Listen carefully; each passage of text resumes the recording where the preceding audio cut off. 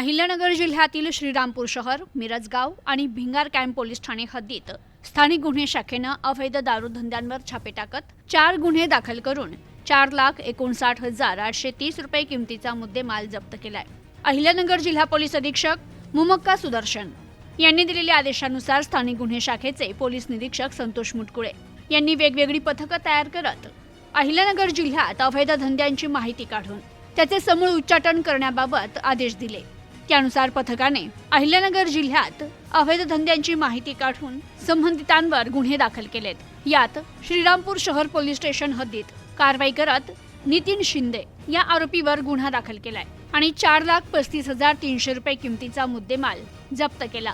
तर Bhingar camp police Thane हद्दीत कारवाई करत आकाश रासकर याच्यावर गुन्हा दाखल करत त्याच्याकडून 3,370 रुपये किमतीची देशी विदेशी दारू जप्त केली आहे। तसेच कर्जत तालुक्यातील मिरजगाव येथे देखील कारवाई करत गणेश टकले याच्याकडून 6,985 रुपये किमतीची देशी विदेशी दारू जप्त करण्यात आली।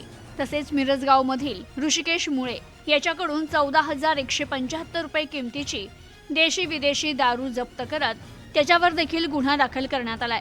अशा एकूण कारवाईमध्ये 4,59,830 रुपये किमतीचा मुद्देमाल पोलिसांनी जप्त करत मोठी कारवाई केली आहे।